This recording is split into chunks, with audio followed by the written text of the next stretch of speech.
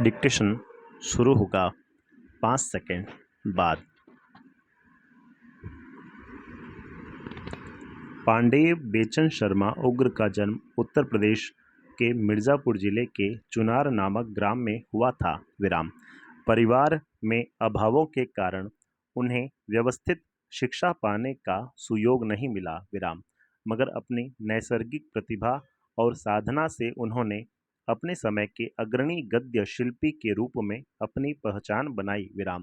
अपने तेवर और शैली के कारण उग्र जी अपने समय के चर्चित लेखक रहे। अपने कवि मित्र निराला की तरह उन्हें भी पुरातन पंथियों के कठोर विरोध का सामना करना पड़ा। पैरा पत्रकारिता से उग्र जी का सक्रिय संबंध था।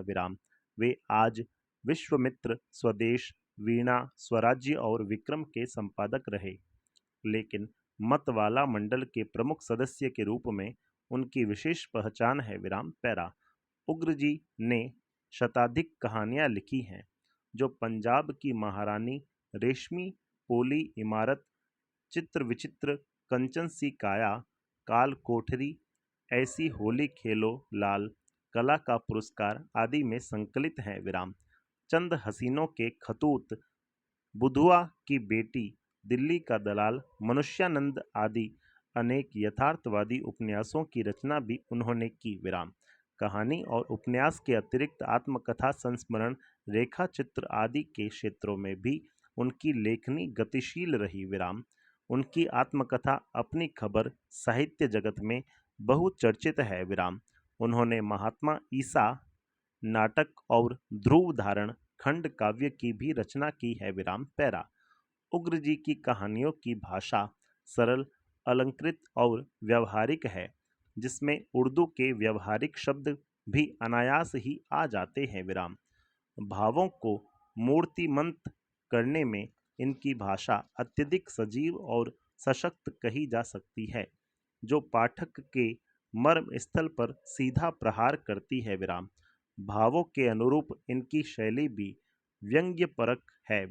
इनकी कहानियों में उसकी माँ, शाप, कला का पुरस्कार, जल्लाद और देशभक्त आदि विशेष प्रसिद्ध हैं। पैरा उग्र जी प्रेमचंद युगीन कहानीकार हैं, इसलिए उस समय की मुख्य प्रवृत्ति समाज सुधार इनकी कहानियों में भी मौजूद है। उसकी माँ कहानी देश की दुर्वस्था से चिंतित युवा पीढ़ी के विद्रोह को नए रूप में प्रस्तुत करती है। यह युवा पीढ़ी देश की दुरवस्था का जिम्मेदार शासन तंत्र को मानती है तथा इस शासन तंत्र को उखाड़ फेंकना चाहती है। दुष्ट व्यक्ति नाशक राष्ट्र के सर्वनाश में अपना योगदान ही इस पीढ़ी का सपना है। यथार्थ के तूफानों से बेपरवाह यह पीढ़ी जानती है कि नष्ट हो जाना तो यहाँ का नियम है। जो सवारा गया है वह बिगड़ेगा ही।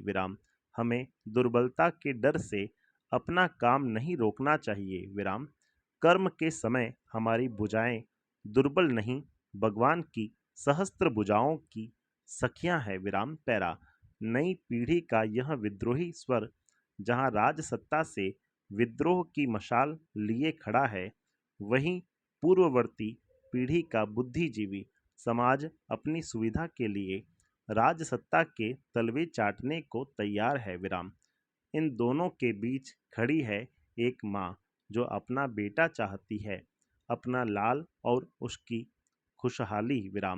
समाज के दो सिरों के बीच खड़ी ममतामयी माँ लाख कोशिशों के बावजूद व्यवस्था की चक्की से अपने बेटे को बचा नहीं पाती। पूरी कथा में व्याप्त तत्कालीन जनमानस, स्वाधीनता आंदोलन तथा माँ की ममता का सजीव चित्रण पाठक को उद्वेलित करता है।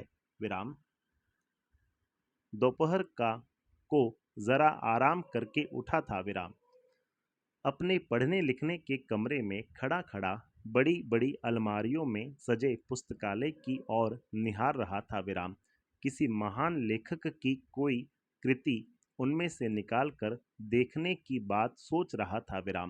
मगर पुस्तकालयों के एक सिरे से लेकर दूसरे तक मुझे महान के महान नजर आए।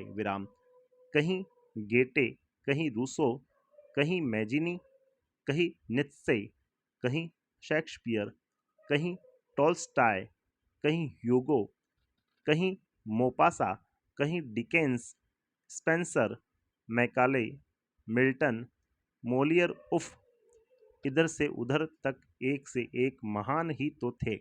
आखिर मैं किसके साथ चंद मिनट मन बहलाव करूं, यह निश्चय ही न हो सका। महानों के नाम ही पढ़ते पढ़ते परेशान सा हो गया विराम पैरा। इतने में मोटर की पौ पौ सुनाई पड़ी विराम। खिड़की से झांका तो सुरमई रंग की कोई फीएट गाड़ी दिखाई पड़ी विराम। मैं सोचने लगा शायद कोई मित्र पधारे हैं। अच्छा ही है विराम, महानों से जान बची पैरा। जब नौकर ने सलाम कर आने वाले का कार्ड दिया तब मैं कुछ घबराया विराम। उस पर शहर के पुलिस सुपरिंटेंडेंट का नाम छपा था विराम। ऐसे बेवक्त ये कैसे आए पैरा। पुलिस पति भीतर आए विराम। मैंने हाथ मिलाकर चक्कर खाने वाली एक गद्दीदार कुर्सी पर उन्हें आसन दिया विराम। वे व्यापारिक मुस्कुराहट से लैस होकर बोले, इस अचानक आगमन के लिए आप मुझे क्षमा करें विराम, आज्ञा हो। मैंने भी नम्रता से कहा। उन्होंने पॉकेट से डायरी निकाली, डायरी से एक तस्वीर विराम। बोले, देखिए इसे ज़रा बताइए तो, आप पहचानते हैं इसको। हाँ पहचानता तो हूँ, ज़रा सहमते हुए मैंने बताया विराम। इसके बारे में मुझे आपसे कुछ पूछना है। पूछिए। इसका नाम क्या है? लाल। मैं इसी नाम से बचपन ही से इसे पुकारता आ रहा हूँ विराम। मगर यह पुकारने का नाम है विराम, एक नाम कोई और है सो मुझे स्मरण नहीं। कहाँ रहता है यह? सुपरिंटेंडेंट ने मेरी ओर देखकर पूछा विराम। मेरे बंगले के ठीक सामने एक 2 मंजिला कच्चा पक्का घर है, उसी में वह रहता है विराम। वह है और उसकी बूढ़ी माँ। बूढ़ी का नाम क्या है? जानकी। और कोई नहीं है क्या इसके परिवार में? दोनों का पालन पोषण कौन करता है? 7-8 वर्ष हुए लाल के पिता का देहांत हो गया विराम। अब उस परिवार में वह और उसकी माता ही बचे हैं विराम। उसका पिता जब तक जीवित रहा बराबर मेरी जमींदारी का मुख्य मैनेजर रहा विराम। उसका नाम रामनाथ था विराम। वही मेरे पास कुछ हजार रुपए जमा कर गया था, जिससे अब तक उनका खर्चा चल रहा है विराम।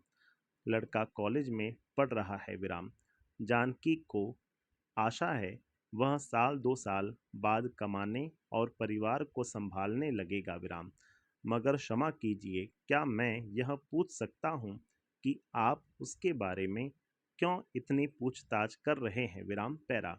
यह तो मैं आपको नहीं बता सकता, मगर इतना आप समझ लें, यह सरकारी काम है विराम। इसलिए आज मैंने आपको इतनी तकलीफ दी है विराम पैरा। अजी इसमें तकलीफ की क्या बात है? हम तो 7 पुश्त से सरकार के फरमाबरद फरमाबरदार है विराम।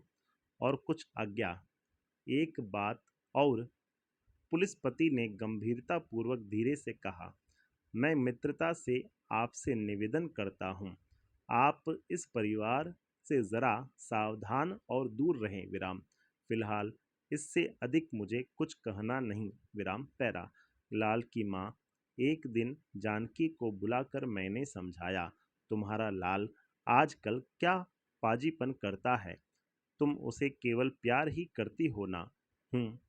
भोगोगी। क्या है बाबू? उसने कहा। लाल क्या करता है?